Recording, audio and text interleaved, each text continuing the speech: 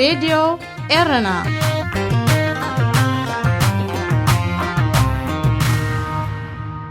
عزوز سلامتنا تقبلوا أبستفلالي كورنعات عالم كوينكم نمدبات راديو إيرنا اتكتاتلو زخبركم سمعتنا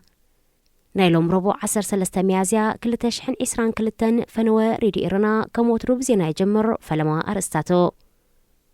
أب معسكر دابات حد إرتراو من السيب سنكس إنت حكمنان هتوتو مقعازيان مويتو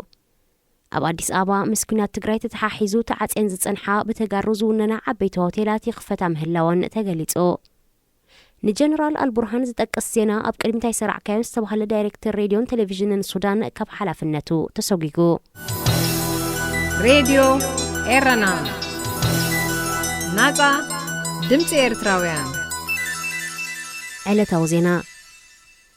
أب كل أمحرا كباب دابات أبستدكونا معسكر سدتنياتات على مواج أب حماق كلتات تتحيزهم كابزلو أصد حموشش إيرتراوان حدا من السي سان حكمنا خمزموت راديو إيرنا الرقاقيتا إتا أب كل عدمة صلصان حموشن زركب تسهاي اسمرهم استبهل من السي حميمو بأقو حكمنا كرخبالونا بسخ الهوسبيتال كبات سحب زي مخقالو بسون عسرت حدا ميازيايو عارفو هتسانات النفس وصوراتن زركبوم أشعة سدتنيات إيرترا زعقبة معسكر على مواج بقو حكمنا زي بلو رؤس مخانو أمبولانس ونسل زي بلو هتوس حكمنا زي اليوم وقنات نزخ بدا سعبينات الموتن يقالوا عمهلاوم إذن يتسهاي حد أبنت مخانو ريدي إيروناس توكستهم نبرتت معسكر عملكيتهم من السيد صحاي أبكوا بدابات بزركب بيت كريستيان كدان مهرات حمد أدم لبيسو نغنتاتهم يكتاتلو خمزلوز قلت أولهم وكيل علواي كوميشن سدتنياتات حبرات هاقرات حجو ندحنتهم زو الساد قلتوف سقمتي بزعبا مهلاو أين تسأرولو من اتوم إيرتراوان كم حوس أسرات كم معسكر كي وطن عامزلو دما أبدابات بزركب هوتيلات كي حد رخونة أبتحوس خطب خيط أنحون حيلتات تا إتوبيان ملشاتا تمحران صنوع مكتالي قبرلهم كمزلويو زحبر كابنا بن اتمعسكر زنقساقس باجاج يخون كالو مقعازيون سلستخلكله اتوم إيرتراوان تنتيلهم أب حماق كونتاتن شاقولوتن ينبرو مهلاوم يوم سقلتو منغست إثيوبيا أب كينات تግራይ ድሕሪ ምእታው ንህወሓት ይድግፋየን ዝብለን 10 ሆቴላትን ትካላትን ንግዲ ዓፂዎን ድሕሪ ምጽናሕ ንገሊአን ክኽፈታ መፍቃዱ ዘሪፖርተር ካብ አዲስ አበባ ሓቢሮ بمسرت حبريتات مربب زينا كابتن لعلي شومون توارح تعطين زنحمو كخفتا استوسنلن ناي تقارو هوتيلات أكسوم كاليب هارموني هوليدين أديسيناين يركبن إذن لعلي خلتاش حسرحتني هذا نبرون هوتيلات بسان كتب منقس استوسنلن هاندبتا أو معت أو نخبيت كساراتات كمستقل عين زقلتا منقس إثيوبيا أذن سميات هوتيلات كخفتا موسانو كانت تقلتا نتولادو تقراي إلى ماز قبرا ناي مئسارن تكالاتهم ناي معتقون سقومتات يغطلو مهلاو زتفلالي وقنات يملكتو اتبانقستي كاب سعود عرب تسويقهم نزموت تولادو تقراي نبينهم فليو يأسروم كمزلون تتابقتي سب أو مسالات يوقسو نأبون بر لولاو بيت مخر السودان جنرال عبد الفتاح البرهان زدقس زينا أب كلمتاي سرع كان سبها دايركتر راديون تلفزيون السودان لغمان أحمد كاب حلافنتو خمس تسوق سودان تريبون قليتو اتمر بحبريتان مجلس أمخارت جنرال أب قدات ميدا طور أبو حج بمتقاس أب زقرو زينا ات دايركتر كالو زيناتات بمقدم نناي جنرال البرهان زينا قنا أمود أتا بمسرعو خمس تسوقويو أرقاقيتو أسرار حانيت منقستاو تكال ميدانا فلت سلمتين جنرال البرهان زتقس زينا قدمي زي سرعوز بالحتو كمزل على زحبرة مخاري بتئزاز جنرال كاب سرحو إلا 5 سنة أرديو أب مبسحت أن كم إيرترا سودان كالوتن زا مسلا بملكزم حدرا هاقرات بمنقستي أبزونن مع كناز زينا مرحتي ولا مبوزو حاجة داسنة أبزي بلون تفتاتن تترخيبهم أب قداماي زينا أب غازيت أنتو خوينو دما أب قداماي قاتك موسيهم زرعيو زخبركم سمعتنا زينا أبستفتي ملا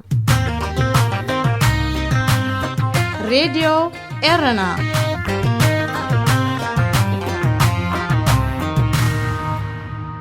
داقماي سلامتنا تقبلوا كبرات سمعتنا كابز قتلوا بعوض أرقاي زدالو أفريقيا أبسو موزيك قربلكم سنة مكتال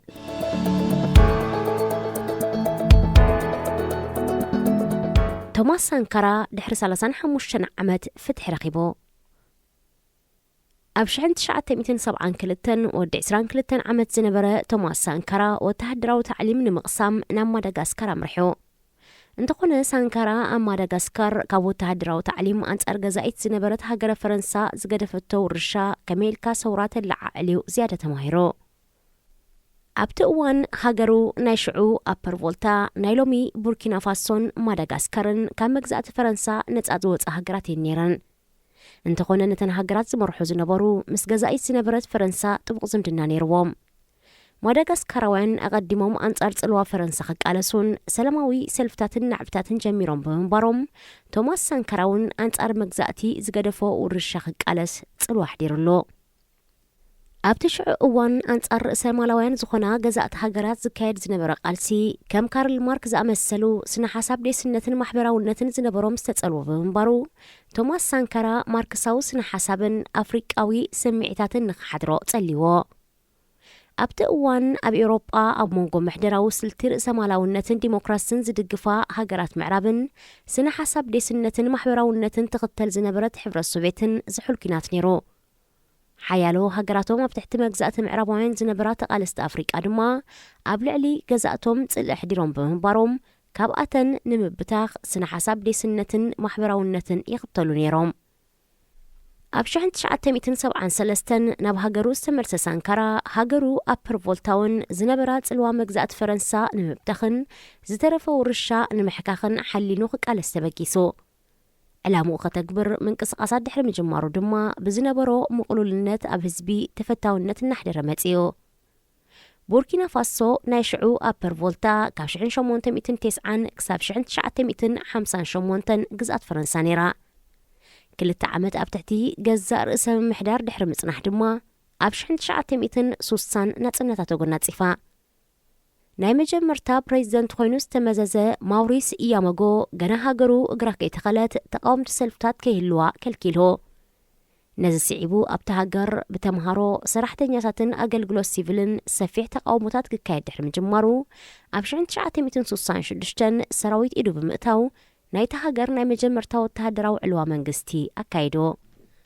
ኣብ 1982 ተደጋጋሚ ዕልዋ መንግስቲ ተኻይዶ ኣብ ስልጣን ዝመጹ መጀመርታ ምቅያር ከም ዝገብሩ ይምሕጸኑ ነይሮም ስልጣን ምስ ሓዝዎ ግን የፍርስዎ ብምንባሮም ዕልዋ ኣብ ልዕሊ ዕልዋ ይካየድ ነይሮ ድሕሪ ናይ 1980 ዕልዋ ወተሃደራዊ መንግስቲ ሳየ ዘርቦ ንሳንካራ ሚኒስተር ዜናን ሓበሬታን ክኸውን መዚዝዎ ሳንካራ ካብ ካልኦት ሚኒስተራት ፍሉይነቱ ንምንጽብራቕ ስራሕ ኣብ ዝወፍረሉ መኪና መንግስቲ ካብ ምጥቃም ተሓሲሙ መዓልታዊ ብሽክለታ ብምዝዋር ኣብነት ክኸውን ይፍትን ነይሩ ሳንካራ ብተወሳኺ ዝነበሮ ናይ ሚኒስተር ዜናን ሓበሬታን ሓላፍነት ተጠቂሙ ጋዜጠኛታትን ጸሓፍትን ብዘይ ናይ መንግስቲ ምምያን ምክታልን ብነጻ ሓሳቦም ክገልጹን ምርምራዊ ስራሕ ከካይዱን ብምፍቃዱ ሓያሎ ናይ መንግስቲ ምስጢራት ክቃላዕ ጀሚሩ ምስቲ ዝነበረ ወተሃደራዊ መንግስቲ ክሳማዕ ብዘይ ምኽኣሉ ድማ ካብ ስልጣኑ ተኣልዮ ቀጺሉ ኣብ 1982 ድሕሪ ዝተኻየደ ካልኣይ ወተሃደራዊ ዕልዋ ማጆር ዶክተር ጃን ባፕቲስት ኡድራጎ ፕሬዚደንት ኮይኑ ኣብ ህዝቢ ህቡብነት ኣጥርዩ ዝነበረ ቶማስ ሳንካራ ድማ ቀዳማይ ሚኒስተር ኮይኑ ተመዚዙ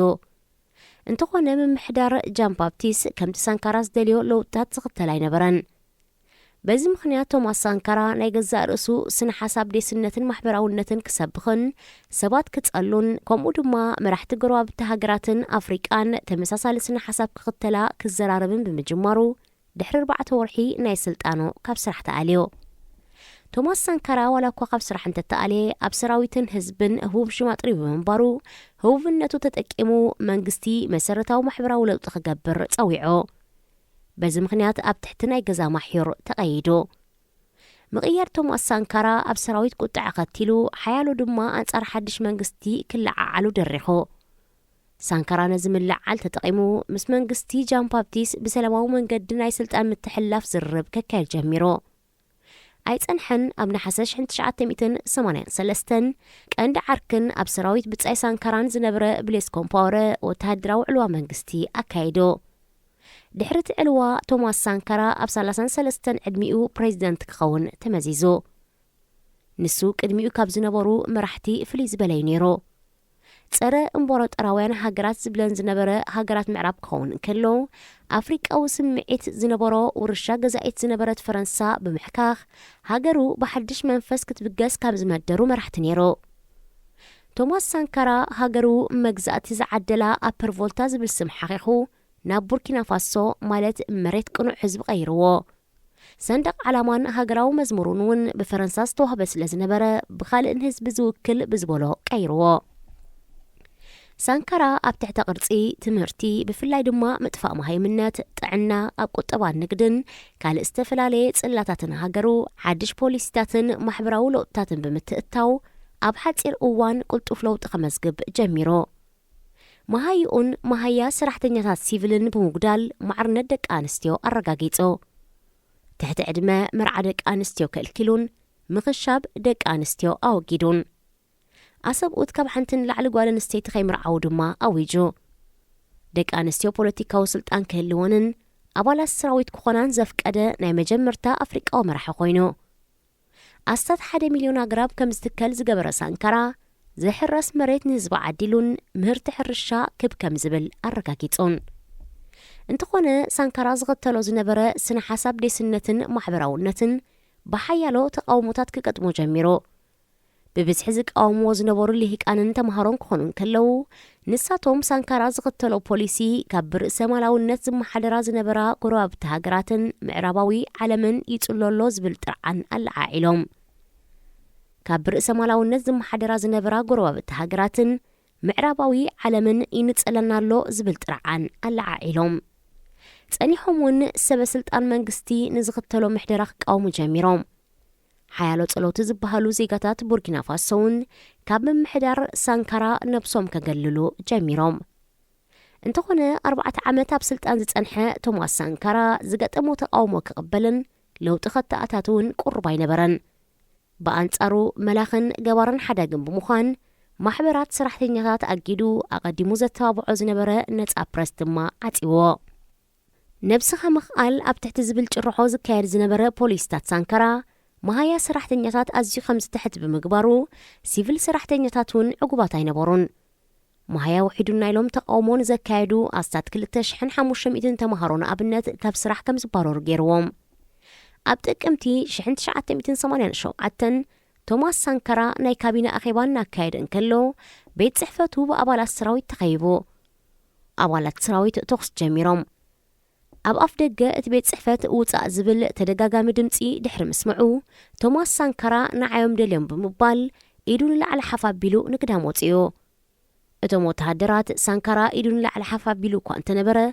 7 ጥያይት ብምትኳስ ብኡ ንብኡ ቀቲሎሞ።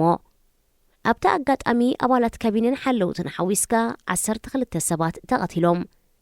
ሻቡ ብጻይ ሳንካራ ብዝነበረ ፕሌስ ኮምፓወረ ወተሃደራዊ ዕልዋ ከም ዝተኻየደ ተገሊጹ። ፕሌስ ኮምፓወረ ኣብ ስልጣን ድሕሪ ምድያቡ ቅትለት ሳንካራ ምጽራይ ከይግበረሉን ገበነኛታት ናብ ሕጊ ከይቀርቡን ኣጊዱ። ኩሉ ፖሊስታት ሳንካራ ብምቕያር ድማ ን27 ዓመት ብውልቀ መላኽነት ኣብ ስልጣን ብምጽናሕ ኣብ 2014 ንሱ እውን ዕልዋ ተኻይድሉ ካብ ስልጣን ወሪዶ። ንሱ ድማ ናብ ኣይቨሪ ኮስት ብምኻድ ኣብ ስደት ሓድሽ ናብራ ጀሚሮ። ብድሕሪዚ ኣብ 2015 ኣብ ዝተኻየደ ናይ ፈለማ ዲሞክራሲያዊ ምርጫ ሮሽማርክ ክርስቲያን ካቦረ ናብ ስልጣን ደይቦ። ድሕሪዚ ቅትለት ቶማስ ሳንካራ ምጽራያት ክካየደሉ ቀተልቱ ድማ ናብ ሕጊ ክቐርቡ ንዓመታት ዝካየድ ዝነበረ ጻውዒት ተቐባልነት ረኺቡ ፍርዳዊ መስርሕ ምጽራይ ቅትለት ጀሚሮ። እንተኾነ ኣብ መጀመርታ ወርሒ ናይ ዛሒዝንያ ዘለና ዓመት ኣብ ቡርኪና ፋሶ ን7 ግዜ ወተሃደራዊ ዕለዋ ብምክያዱ እቲ ፍርዳዊ መስርሕ ኣቋሪጹ። በዓልቲ ቤት ሳንካራን ደገፍቱን ብዝገበርዎ ጽዑቕ ጎስጓስን ጻቕጥን ግን እቲ መስርሕ ዳግማይ ከም ዝኽፈት ተገይሩ። ኣብቲ ሓያሎ ናይ ዓይኒ መሰኻክርን 14 ክሱሳትን ዘጠቓለለ ልዕሊ 6 ወርሒ ዝወሰደ ፍርዳዊ መስርሕ ቀንዲ ብጻይ ቶማስ ሳንካራ ዝነበረን ን27 ዓመት ንቡርኪና ፋሶ ብውልቀ መላኽነት ዝመርሐን ፕሌስ ኮምፓወረ ናይቲ ቅትለት ቀንዲ በደለኛ ኮይኑ ተረኺቡ። ፕሬዚደንት ነበር ፕሌስ ኮምፓወረ ምስ 12 ብጾቱ ገበነኛ ኮይኑ ንሕልፈት ተፈሪዱ። እንተኾነ ኮምፓወረ ንኣይቨሪ ኮስት ዜግነት ወሲዱ ኣብቲ ሃገር ይቕመጥ ብምህላው ንሱ ኣብ ዘይነበረሉ እቲ ፍርዳዊ መስርሕ ተኻይዶ። ቶማስ ሳንካራ ስነ ሓሳቡን መን ይጥቀም ብዘይገድስ ኣብ ሃገሩን ኣህጉር ኣፍሪቃን ተፈታውነት ኣጥርዮ ስእልታቱ ሃገራት ብፍላይ ድማ ኣብ ተባዕሉ ሰመያ ሃገሩ ቡርኪና ፋሶ ኣብ ፈቆዶ ተዘርኪሑ ይርከብ ሓያሎ ድማ ኣፍሪቃዊ ቸጎቬራ ክብሉ ይጽውዕዎ ፕሬዚደንት ነበር ፕሉስ ኮምፓረ 27 ዓመት ዝሓብኦ መስጢር ቅትለት ሕጂ ኣብ ማዕለቢኡ እኳ እንተበጽሐ ንሱ ግን እቲ ፍርዳዊ መስርሕ ኣብ ልዕሊኡ ፖለቲካዊ ቅንጸላ ንምክያድ ዝተገብረ ከም ዝኾነን ካብ ቅትለት ቶማስ ሳንካራ ነጻ ከም ዝኾነን እዩ ዝገልጽ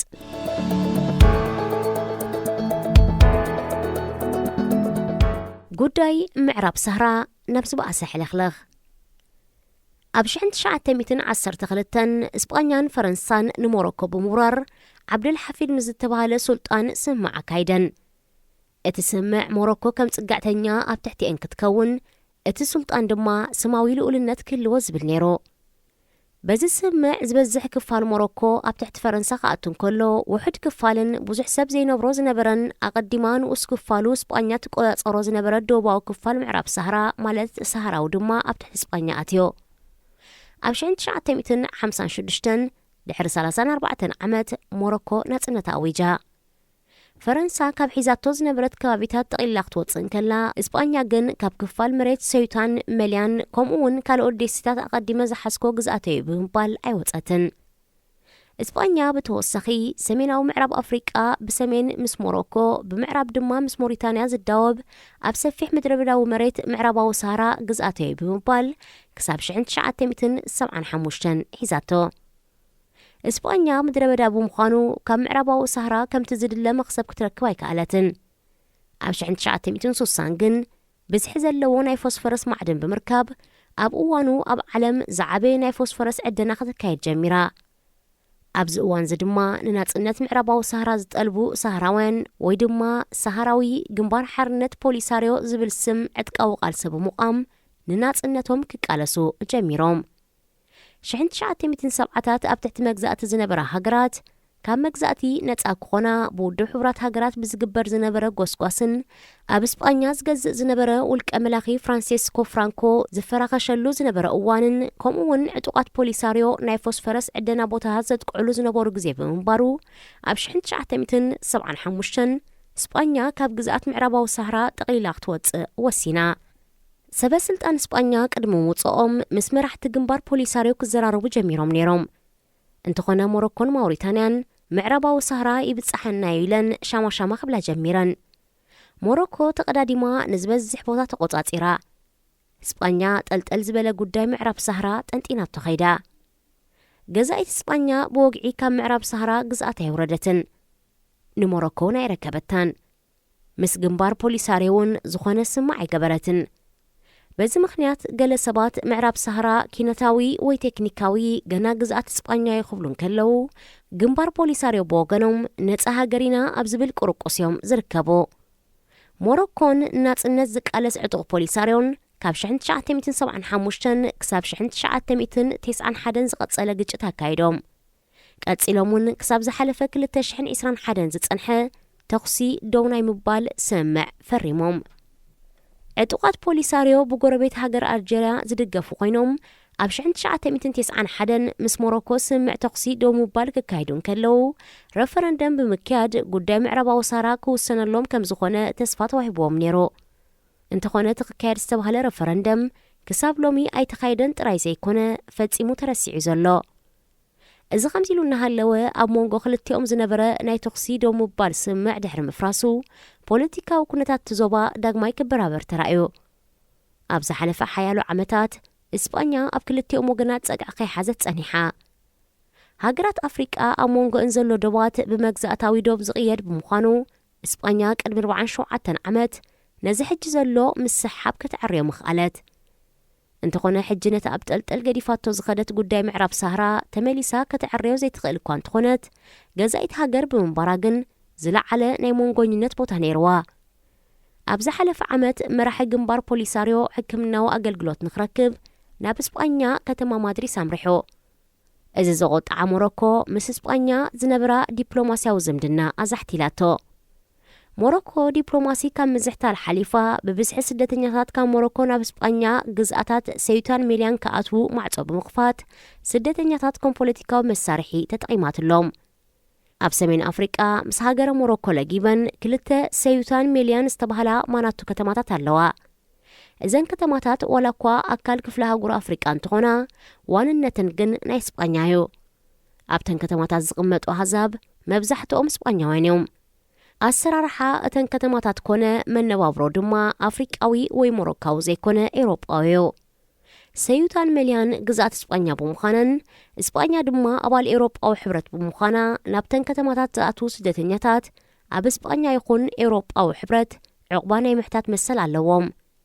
ሓያሎ ካብ ትሕተ ሰሃራ ኣፍሪቃ ካብ ሰሜን ኣፍሪቃ መግረብ ከምኡውን ካብ ማእከላይ ምብራቕ ዝመፁ ስደተኛታት ብመሬት ይኹን ሓምቢሶም ናብዘን ከተማታት ከኣትዉ ሓያል ጻዕርዮም ዘካይዱ። ሞሮኮ ነዚ ኩነታት ኣብ ጥቕማ ብምውዓል ናብ እስጳኛ ስደተኛታት ብምፍናውያን በኣር ፖለቲካ ሰሪሓ። ብ17 ጉንበት ዝሓለፈ ዓመት ዝበስሑ ሞሮካውያን ዝርከብዎም ኣስታት 8,000 ኣፍሪቃውያን ብሓደ መዓልቲ ናብ እስጳኛዊት ከተማ ሰዩታ ከምዝኣትዉ ተገይሩ። ብዋሕዚ ስደተኛታት ዝተሰናበደት እስጳኛ ምስ ሞሮኮ ዲፕሎማስያዊ ብምሕያሽ ክትገብር እያ መሪፃ። ቀዳማይ ሚኒስተር እስጳኛ ፔድሮ ሳንቸስ ናብ ከተማ ራባጥ ሞሮኮ ናይ ስራሕ ምብጻሕ ብምግባር ምስ ንጉስ መሐመድ ሓሙሻይ ድሕሪ ምዝራቡ እስጳኛ ሞሮኮ ምዕራብ ሰሃራ ይብጽሓኒ ኢላ ተቕርቦ ጠለብ ብመጠኑ ከም ዝድግፎ ድማ ኣፍሊጡሎ። እዚ ኩነታት ኣብዚ ሕጂ እዋን ንጉዳይ ምዕራብ ሰሃራ ናብ ሓድሽ ኩነታት ከም ዘምርሕ ይገብረሎ። ብሰበብ ፖለቲካ ስደተኛታት ዝተመሓየሸ ዝምድናታት እስጳኛን ሞሮኮን ንግንባር ፖሊሳርዮ ሓድሽ ብድሆ ኮይኑሎ። ሞሮኮን እስጳኛን እቲ ዝቐረበ ማእከላይ ባሕሪ ተሳጊርካ ናይ 14 ኪሎ ሜትር ርሕቀት እዩ ዘለወን። ግሩባብቲ ሃገራት ከም ምዃነን መጠን ንሓያሎ ዓመታት ዝቐጸለ ናይ መሬት ይኹን ደሴታት ይብጽሓኒ ዝብል ምስሓባት ነይርወን። እተን ክሳብ ናብ ኩናት ዘምርሓ ሃገራት ኣብ መንጎ ክልቲአን ዝነበረ ምስሓብ ንምዕራፍ ኣብ 1991 ውዕል ምሕዝነት ከቲመን። ኣብቲ ውዕል ክልቲአን ሃገራት ምስሓበን ብሰላማዊ መንገዲ ክፈትሕኦ ኣብ ትሕቲ ዝኾነ ይኹን እዋን ይብጽሓኒዩ ንዝብልኦ መሬት ንምምላስ ተጻብኦ ከይገብራን ናብ ወተሃደራዊ ረጽሚ ከየምርሓን ተሰማሚዐን እየን። ኣብዚ ሕጂ እዋን እስጳኛን ሞሮኮን ከም ጎረባብቲ ሃገራት ምሕዝነት ክገብራን ዲፕሎማስያዊ ርክባተን ከደልድላን ቅቡል ተርእዮ እኳ እንተኾነ ብሰበብ ስደተኛታትን ዋጋ ምዕራብ ሰሃራን ይካየድ ብምህላውን ግን ሓያሎ ትዕዝብቶም ይገልጹ ኣለዎ። በዚ ምኽንያት ንሓርነት ምዕራብ ሰሃራ ዝቃለስ ግንባር ፖሊሳርዮ ምስ እስጳኛ ዝነበሮ ዝምድና ሙሉእ ብምሉእ ብምብታኽ እስጳኛ ምዕራብ ሰሃራ ይብጽሓኒዩ ዝብል ጠለብ ምድጋፋ ታሪኻዊ በደል ከም ዝኾነን ዳግመ ግምት ክትገብረሉን ጸዊዑ። ምዕራባዊ ሰሃራ 260,000 ተርቢዒት ኪሎ ሜትር ስፍሓት ዘለዎ ክንዲ ስፍሓት መሬት ብሪጣንያ ዝውንን መሬት ኮይኑ 550,000 ህዝቢ ይቕመጦ። ምዕራባዊ ሰሃራ ምድረ በዳ ብምዃኑን ክትነብሮ ኣዝዩ ኣጸጋሚ ብምዃኑን ድማ መብዛሕትኦም ተቐማጦ ሰበኽሳግማውያን እዮም። ምዕራብ ሰሃራ ብብዝሒ ሰብ ዘይቅመጦ ብምዃኑ ንዘመናት ኣብ መንጎ ምምሕዳር ንግስነታት ማልን ሞሮኮን ይገላበጥ ነይሩ። ካብ ወጻኢ ኣብ መንጎ ሰሜንን ምዕራብን ኣፍሪቃ ካብን ናብን ዝግበር ንግዲ ናይ ኣግማልን ሰባትን መተሓላለፊ ቆረዶ እዩ ነይሩ። በዚ ምኽንያት ንግስነታት ማልን ሞሮኮን ንልዕሊ 500 ዓመታት ተበራርየን ገዚአንኦ። እንተኾነ ክልቲኡ ንግስነታት ብምጥፋሹን ኣብ መንጎ ዝነበረ ንግዲ ብምቁራጹን ምዕራባዊ ሰሃራ ምስቲ ምድረ በዳ ምዃኑ ንነዊሕ ዓመታት ዝግደሰሉ ይነበረን። ኣብኡ ዝቕመጡ ዝነበሩ ኣህዛብ ሰበኽሳግማውያን ብምዃኖም ጥርኑፍ ምሕደራ ኣይነበሮምን። 20% ምዕራባዊ ሰሃራ ንገዛእ ርእሶም ዓረባዊ ሰሃራዊ ዲሞክራስያዊ ሪፓብሊክ ኢሎም ዝጽውዑ ብውድብ ሕቡራት ሃገራት ተፈላጥነት ዝረኸቡ ርእሰ ምሕዳር ዘለዎም ዕጡቓት ፖሊሳርዮ ዝተታሕዘ ክኸውን እንከሎ ዝተረፈ 80% ድማ ብሞሮኮ እዩ ዝመሓደር ዘሎ።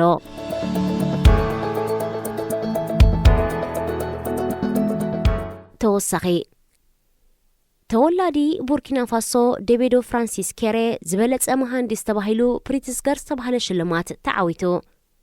ኣብ ኣፍሪቃ ኤውሮጳን ኣሜሪካን ዝተፈላለዩ ንድፊ ህንጻታት ዝነደፈን ኣባይቲ ዝሃነጸን ወዲ 56 ዓመት ኬሪ ዝተዋህቦ ስልማት ማዕረ ስልማት ኖበል ኮይኑ ነዚ ሽልማት ዝበቕዐ ናይ መጀመርታ ኣፍሪቃዊ እዩ። ካብ ደኻታት ስድራ ቤታት ከም ዝተወልደ ዝንገር ፍራንሲስ ኬሪ ኣብ ንእሽተይ ዓዲ ከም ዝተወልደን ሙሉኣት ስድራ ቤት ኣብ ሓንቲ ንእሽተይ ቤት ከም ዝዓበዩ ይገለጽ። ንሱ ኣብ ጸቢብ ክፍሊ በቡን ኣብ ሓጉኡን ታሪኽ እናተነግሮ ክዓብእ እንከሎ ቤቱ ዝበለጸት ገብራ ይሓስብ ብምንባሩ ካብ ግዜ ቁልዕነቱ መሃንዲስ ክኸውን ከም ዝተመነየ ይሕብር። ንሱ መጀመርታ ዝሃነጹ ኣባይቲ ናይ ህፃናት ኣብያተ ትምህርትታት ከም ዝነበረ ይገለጽ። ብንእሽቱ ናብዚ ደረጃ ክበጽሕ ፈጺሙ ዘይሕሰብ ብምንባሩ ኣብ ግዜ ቁልዕነቱ ኣብ ዓዱ ቤት ትምህርቲ ብምኽፋታን ካብ ስድራ ቤቱ ናይ መጀመርታ ናብ ቤት ትምህርቲ ዝኸደ ብምንባሩን ግን ንሕልሙ ዝያዳ ከም ዘዕበዮ ይሕብር።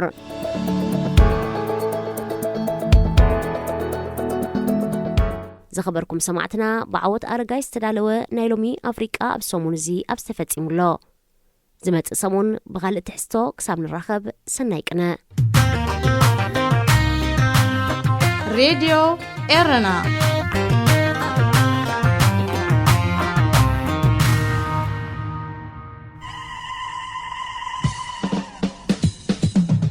ተጥዕሙ ምስ ሬድዮ ኤረና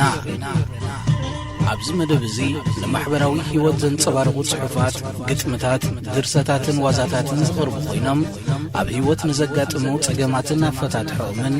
ኣመለኻኽታና መዓልታዊ ህይወትና ተዘክሮታት ንእስነትን ካልእ ንኣጠማምታና ውልቃዊ ህይወትና እናንጸባረቐ ዘዘናግዕን ምኽርታት ዝልግስን መደብ እዩ። ተጥዕሙ ምስ ሬድዮ ኤረና። ሰላም ከመይ ትቕንዩ ፍትዋት ተኸታተልቲ መደብ ጠጥዑም ምስ ሬድዮ ኤረና። እዚ ትወት ረብዑ ዝቐርበልኩም መደብኩም መደብ ጠጥዑም እዩ። ንለሙን ከምቲ ልሙድ ንዓኹም ይኸውን እዩ ዝብል ናይ ትሕዝቶ ኣዳሊና ኣብ ምድብ ሰዓትና ተረኺብና ኣለና። ክሳብ ፍጻሜ መደብና ምሳና ሓቢርኩም ብኽብሪ ክጸንሑ ዝዕድመኩም ኣዳላውን ኣቕራብን መደብ ተስፊት ዮሃንስ እየ። ሰናይ ምክትታል። ሬድዮ ኤረና ናጻ ድምፂ ኤርትራውያን። እኩብ ድምጽታት ጸሓፊ ሙሉ ዓለም ገብረ እግዚአብሔር።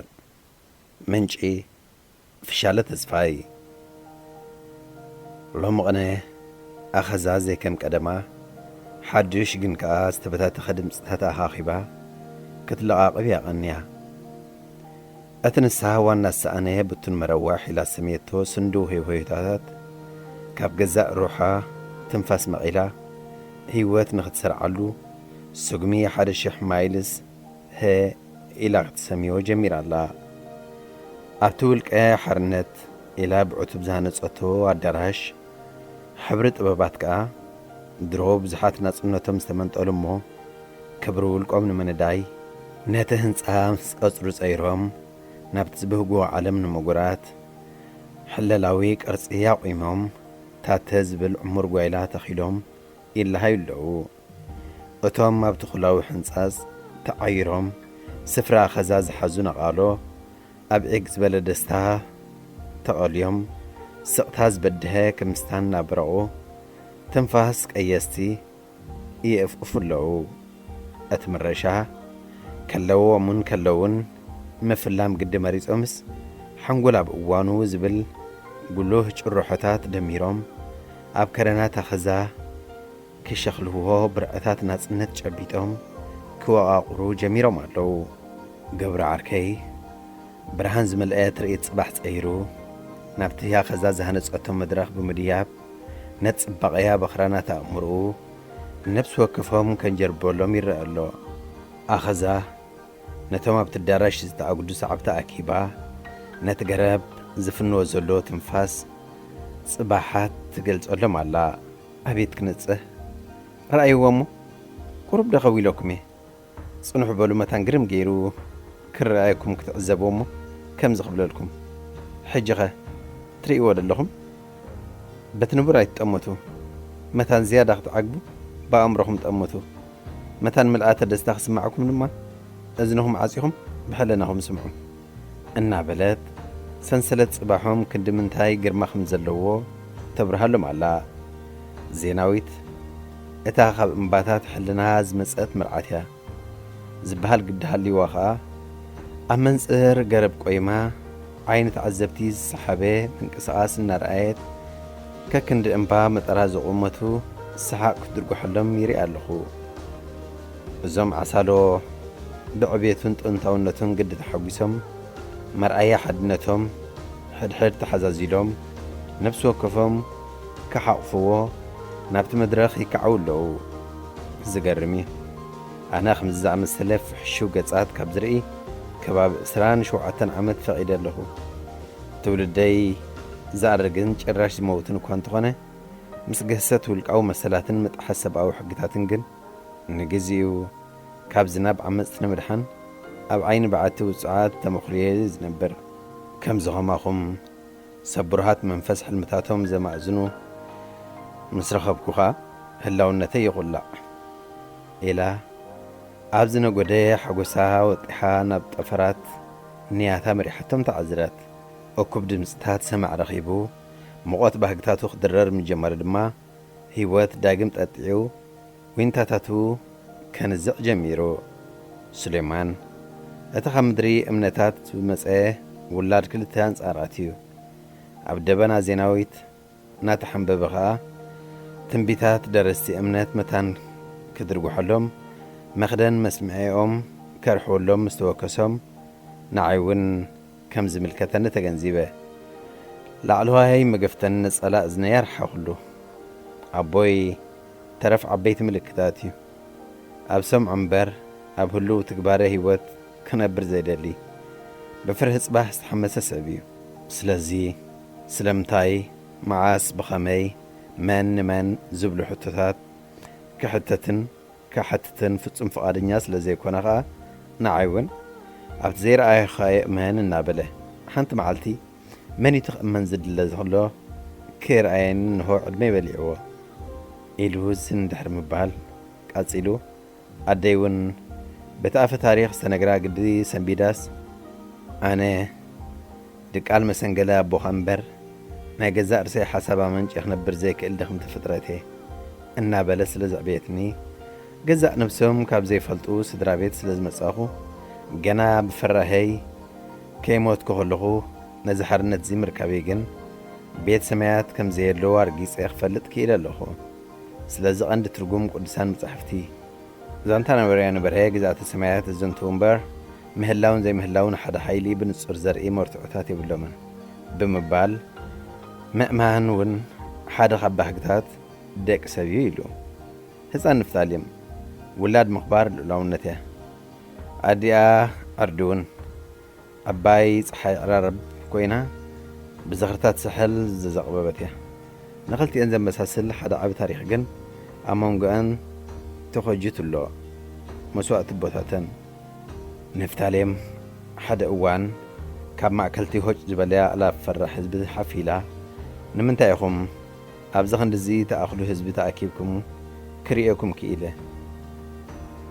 انتايكم كيمكم انتايكم سينكم نتدليو مقلاص أي تقولون ديكم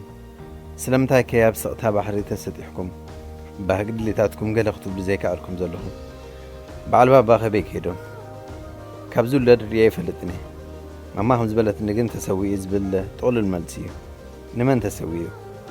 نعاهم دوي سنتهم أكيبهم زبارهم زلو سبسورة أبويس تسوى على مريت كنهبرو لتزاكي إله مو علي مامانا بزبارتات النبوتات راي كزاور كنبر مالدي زبلو حتتات كتحتت متجمرات زمل سلاس إنا كاب فراه أكوب هزبي نفيسها نابقرنتات وقفتا مسبررات هندبت مسخازات راغبة تحضازي لنكا نابتهزان نفتالي متمرزو عوده هيوتها تنقطة بزعبا قد لي نشتك انتاب كيف لتكون كي تردأكن نأسرع عمت من قد عليو زبالي حدا خابتهم حارنت نممساء أبقدت قد لي ربع عدميو زبليتك على لاي زكيرة زبالت أردين السهون نبع لا ترف بالله نايت سالس عمت زوسادة قد لي مخانا زكيراس استزبارقو تزتاتات كتقامادح أمر مرقع أبيها أتب فتاوكات سوو أدعا موسؤون تايدي سبات موت اللون بولخانا بقهستات موت مقد دامسي عشان ندي عمهم موت نصدقن موت نحرنتن انت يتفلليو إله حتى أتصحيفي خي وداكو خلقو جن هندبت بزمت يم زي بالكم بوليس إسرائيل يقفن اللومو انت الليس داقم أبزازي تودت زلاقز حفتاي كن الرخاب تسفى قبر صحافي ملا عليهم قبرز قابيهر راديو إيرنا ናጻ ድምፂ ኤርትራውያን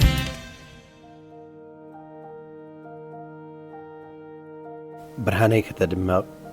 ኣነ እውን ብርሃንካ ኩሉ ኢና ሓድሕድና ተመራሪፅና ድላይ ምርጫና ብምፍጻምና ንናብራ ሓዳር ምብቃዕና ኣዝዩ ደስ ዘብል እዩ መረዳእናን ድሌትናን ከም ባህግና ክንፍጽም ልዑል ዓቕሚ ተጻዊት እዩ ንሓልዮትን ምክብባርን ኢድን ጓንትን ኮይኖም ከሰኒዩና ኸዓ ኣበርክትኡ ጐሊሑ ተራእዩ ምቅርራብ ክልተ መጻምድቲ ብድላይ ተሰንዩ መረዳእን ምውሓጥን ብዝህሉ ናብ ምክብባር ክሰግር ግዜ ይወስደሉን ከምቲ ታሃን ውሽጣየ ይዕልል ዘብለካ ንስኻ እውን ከይሓባእካ ስለ ትዕለኒ ሃነን ይብለልካ መጸጊዐይ ዝያዳ ይብህግ ከም ዓርከይ መሓዛይ ኣቦይ ሓወይ ኮንካ ወኻዕ ከተብለኒ ናይ ሓልዮትን ደገፍን ቃላት ወስ ከተብለለይ ይደሊ ኣዒንትኻ ቀዊለን ክጥምት ኣይሓንኽኩን ድሌትካን ባህግኻን ክርዳእ እውን ኣይደንጎኹን ፈትየ ፍትው ኣቢለካ ናተይ ናይ ብሄነይ ክትውን ብሂገካ ኮይንለይ ከዓ ግርማኻ ብጽባቐ ብርሃን ፀሓይ ወይ ወርሒ ኾታስ ብተፈጥሮ ኣሰኒያ ይገልጾኒ ንስኻ እውን ከምቶም ጽቡቓት ብጥበብ ፈጣሪ ዝማዕረጉ ጉሩማት ፍጥረታት ኢኻ ግን እኮ ከም ምስሉ ብሕርየት ዝተፈጠርካ በይንኻ ኢኻ ብድሌታትካን ኣተሓሳስባኻን ንኽትምእዘን በይናዊ ምርጫ ዝተዋህበካ ፍጡር እወ ስለዝስ ንስኻ ዶ ኣይትዛይድን ካብኦም ግዳ ናብ መጽሓፈየ ምኽንያት ከኣቱ የፍቅረካየ ለብዘይ ምድጋመይ ብዙሕ እዋን ክትኩርት ዓዚበ ኦልድ ስኩል ግዲ ኾይኑ ከእንቱ ወደሳ ኾይኑ ይስምዓኒ ኣብቲ ናይ ብሓቂ ዝተፈቐርኩ ኾይኑ ዝተሰምዓኒ እዋን ግን ኣድሚፀየ ጌጋ ኽላኣለይ ዳ እምበር መሻየጢ ናይ ሓሶት ዝምድና ዝክጥቀሙልሃ ብዙሓት ስለ ዝተዓዘብኩ ፍቕሪ ተደንግጸኒ እያ ቦታ ፍትወት ተኪኣ 10 ግዜ ክትድመጽ ፈኺሳ ሓሲራ ስለዚ ረዝነታን ዝተሰወጥኩ ግዲ ኾይነ 10 ግዜ ፍቅረካ ክብል ክብድ ብለኒ ዘሕሰርኳ ኾይኑ ይስምዓኒ እቲ ምንታይ የፍቅረካየ ንእትብሎ ብምስዓም ናብ ዕዳጋን ሓደጋና ይተውርዶን ኢኻ ከሕፅሮ ፍቕሪ ማለት ኣምላኽ ማለት እዩ ንዓይ ከምቲ ዝበልኩኻ ብናይ ዕዳጋ ወይ እውን መሸርሸር እዝንያ ይልክዓኒ ተዘክር እንተኾይንካ ኣምላኽ በቲ ሓደ ወዱን ዝኣመነ ኩሉ ናይ ዘለዓለም ህይወት ምእንቲ ክረክብ እምበር ከይጠፍእሲ ንወዱ በጃ ክሳብ ዝህብ ክሳዕ ክንድዚ ንዓለም ኣፍቀራ ዝብል ቅዱስ መጽሓፍ ስለዚ እዛ ኣዝዩ ረዚን ዋጋ ዝተኸፍለላ ፍቕሪ ዝንጥል ከብላ መቸም ቀዝሕዝሕ ዝብለኒ የቕሬታ ግበረለይ ክንድቲ ኣምላኽ ዝኸፈሎ ኣካላውን ሕልናውን ስቓይ ዓቕሊ ምጽማም ክሕደት ወሬዳ ምናኣስ ጠልመት ጸርፊ ቈጥዐ ኮታስ ኩሉ ትኽፉእ ክጸውር ዝኽእል ዓቕሚ ዘለንን ኮይኑ ኣይስምዓንን ንሱ ግን ንኹሉ ጸሮ ሰገሮ ተዓወተ ኸዓ ኣነ ንስኻንከ ዓቕሚ ህልወና ዶ ትብል ዋጋ ፍቕሪ ከይነናእስ ስለ ዝደለኹ ጥራየ ንፍቕሪ ከምዚ ኸማይ ትጥምታት እንተኾይንካ 10 ግዜ ምባላ ዘድሊ ኾይኑ ይስምዓንን የፍቅረክ ብምባል ዘይኮነ ብተግባር ኣሰኒኻ ኣርኤኒ ኣይብለካኒ ብዙሕ ሓለፋ ሰናይ ስለ ዝረኣኹ ዘድልየካ ኣይኮነን ዓቕምና ክንፈተሽ ኢለ ሓድሕድና ክንፃወር ተገራጭና ይቕረኽ ንበሃል ዓቕሚ ኣለና ዲ ንኹራና ናብ ስሓቕ ክንቅይር ሸለል ክንበሃል ኣብ ሓድን ሕድና ብምኩርራፍ ይሕኒኹና ብምትሕቑቓፍ ኣንተ ወይ ሕማቕ ስለ ዝገበርክየ ተባሂልና ክንተሓዳደግ ንኽእል ዲና ሓሪቕና ብዝነባዕናሉ ሓድሕድና ተሓባቢስና ክንስሕቕ ውሽጣዊ ጉርህነት ኣለና ድዩ ኣዋጢረካ ዶ ዝያዳይ እዛ ፍቕሪ ዓባይ ኮይና እንዳላ እዞም ዝበልክዎም ተኽኢልካዮም ፍቕሪ ምሳና ኣላ ኣብ ቤትና ሰፊራ በቃ ሓደራ ግን እንዕድማ ባዕልና ኢና ካብ ገዛና ሃዲማ ከይትወፅእ እንዕቅባ ኸዓ ነንስኻን ኢና ፍቕሪ መንፈስ ኣምላኽ ኣብ ዘለዎ ቤት ኣብዩ ሰፈራ ግርማ ቤተይ በዓል ቤተይ ትርጉም ፍቕሪ ከተስተንስን ስለ ዝደለኹ እምበር ሰንኮፍ ስለ ዘለኻ ኣይኮነን بمانم نجار هيلك عقوان انترفو بأمرن لبنان كالو كل يدري مخان وادك يغسل زفلت أبيتنا فقر انتهاليو كل اللو حجون فقر السن بمبهاليو كان يعكا حسابات كاب مقلاز تسامع علومن زي تسامع علومن حسابات النتبتات مرداء مكفالن أما تسامر تخان نابرخان تسفا زي مغرازن زي محلالن نابقوناز كأن فتو زخولو كركرات هادي كاب زعبوهم حساب راح هدنا نحنا دا أمبر كالت زرعينا يلبونمو وقداي بيت ناس أبيتنا دا أي فتح سلازي نابرا بفقر استسنية خوون تخوينو نجم حسابات القمت كان أتو كن قدادينا يغري تقبر اللي يفكرك حد تباهلنا بحاسة سلبام زمرح نابرا إلن أما وداتا نايم الزراب بزوح البديس لزي بالكا دبدا بيغزح فالكاميرا يسألهم عبد اللي تتنان تأمتي انتنان حبيرنا احنا عيه أب حدنا زلو أمنات كستم مساينا هنتلم بس قبرنا يسعري بزوح تعويتنا هنا إهن مهين زي تفتو بمقانكاكن بزوح ترفنا له كموترو هريفة حقفنا في غاز مصعبيتي انكون صغيرها سسناين بيتنا صحافيت ميري محرتاب راديو إيرنا ناتا دمسي إرتراويان فتوات تغطاتلت مدبنا بزقرمنا لكم تحسوا عاقبكم تزانيكم كتكونوا تسفنا قبرنا نايلم تحسنا أبزازي من لنا أب مدبنا زلكم رؤيتي يخون نغفيتا ويوان كقربالكم تلالي وصحفات مزلو بتلمون دادراشانا نابريدي إيرنا @gmail.com وي راديو إيرنا @yahoo.com لكم لأخلنا كبتحنايو بتوسخونا فيسبوك تسفيت يوهانس بموبال أبناء مل اختصاص أنك تقدفوا لكم تقولوا كزخاخركم دالي بسترفة بزمس ربوع أبت مساسال ساعتين بستفليت حسن كسابن الراخب تطعمو